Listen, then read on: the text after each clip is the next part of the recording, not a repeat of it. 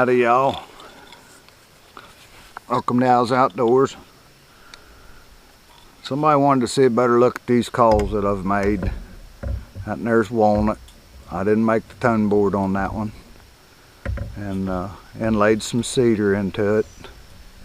We've been talking about inlays, some of us. There's one of my inlays, and it's a through inlay. It goes all the way through the whole thing. Empty up in there. Sounds like I might have a trespasser up there here in a minute. This here's an old bird call. I need to refinish it. It's starting to get yellow looking. I hollered her out. I made the reed in this one.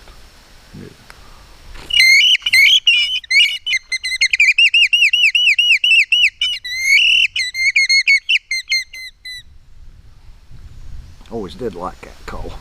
That's handy for coyote calling more often than you think. I made this one here. I think that one's made out of a maple burl. And I made the tone board in it. It's wood. It's got a deer antler wedge holding it in. And a deer antler band up there to keep it from splitting out. There's a better look at it. Some people asked for it. That one right there, I've got me a jig at the house to make me that curve on that tone board. Of course, I groove out the tone board.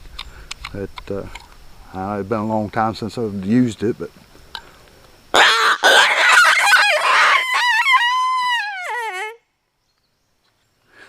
it makes a lot of noises.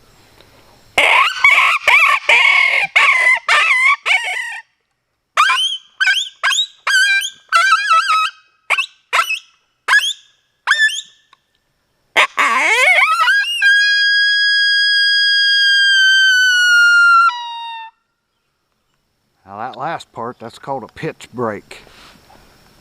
A lot of these new fellers, they don't like that pitch break. Back in the day when they made close reed howlers for people who didn't know how to use one of those, pitch break was awesome. You get a yearling coyote and here's that pitch break, that's a younger coyote to him. And he's not going to get his ass whooped, if you forgive my language. He'll come in better to a pitch break, and there's a lot of people that argue with me about that because they're professionals or whatever. Well, good luck to you. This is my way of thinking and how I do things. I agree with all of you. Some of it works, and it's really hard to hunt a coyote, and good luck to you, as I said. And I'll do things my way, and I might try your way. I like to learn. And coyotes learn. You got to change your ways a lot with a coyote because they'll catch on in a certain area and they won't come to the same thing again if they had a bad experience to it. Anyway, this here's a little black walnut rabbit squaller that I made.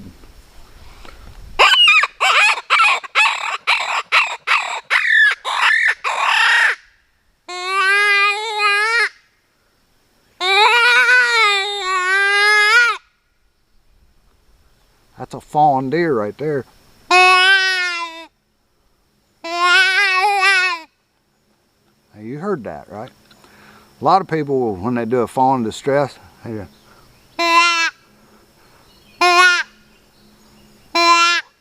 will that work? Yeah. It's better, works better if you throw some inflection into it. Inflection is feeling. If you're a musician, you're a heck of a coyote caller eventually. Because you understand that inflection, that feeling.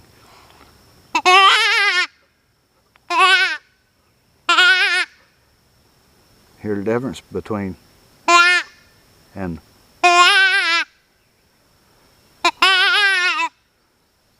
I went hunting with a fella one time that was trying out a new sound on his e-collar.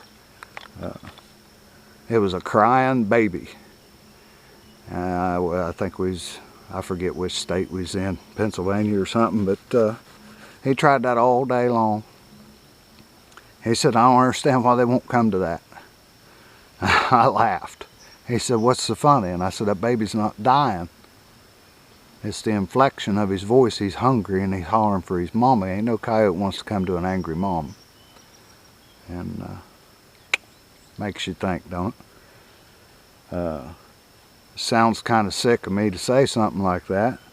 I thought it was pretty sick to use a crying baby on an e-collar, you know. But it taught that feller something, and sometimes that's the way you need to think of things. And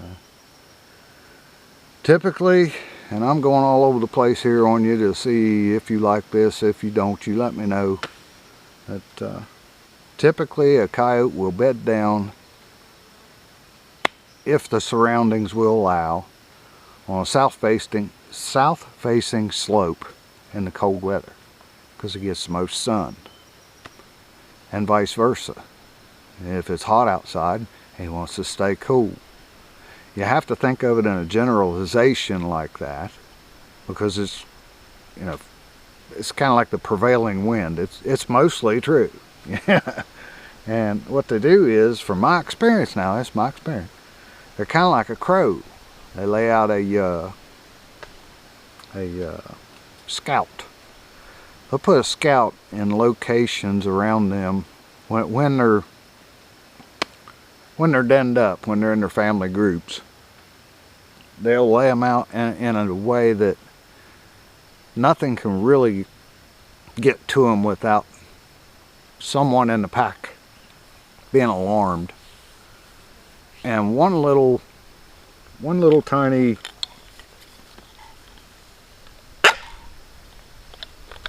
everybody leaves.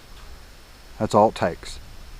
None of this loud, aggressive. You hear this loud, aggressive stuff non-stop from us hunters, because we're trying to call them in from wherever they're at. We're overly aggressive. They're passive. Everybody thinks of a coyote as aggressive. They're not. They're passive. They don't want their butt kicked. They don't want to die. They're just trying to survive. And make you think again? Hope so.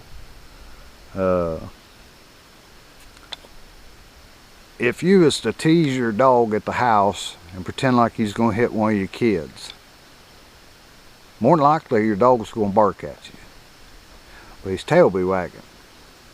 He knows you're playing. If you're dead serious and that kid was dead scared, or your wife or whatever, that dog probably get aggressive and quit wagging its tail. And it can sense that. And y'all have heard it. Y'all have heard that. Dogs can sense things. When you're coyote hunting, you've got to put that feeling, that frame of mind in yourself, and you'll do better. Now, this is my way of thinking again. You'll do better.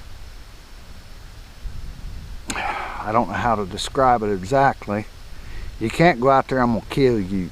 I'm gonna kill you. Aggressive. You can't. You can't think that way. You can't feel that way. I hope this wind ain't goofing you up too bad. I got my microphone thing on there. Anyhow, if, in a sense, think good thoughts, happy thoughts, just make your mind go blank, whatever. Don't get the feeling in you, I'm gonna kill you. That'll hit you if you see him. You'll get excited, and it's not the same.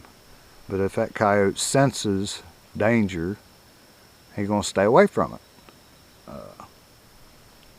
I hope that makes sense to you. If it don't, I can put it another way.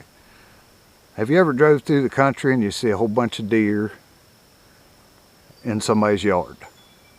And you go on down the road and the next one, or a whole bunch of deer in somebody's yard. And all of a sudden there's this yard that ain't got no deer in it. That feller's either a hunter or a poacher. I about bet you money. I'd throw $100 on it every time. They know it. They can sense it. I believe they can even go right down into smelling the air coming out of the vent pipe of your house, and they know if you're in danger or not. I believe that. You believe what you want. This is just Al. I hope I've thrown a new way of thinking in your head.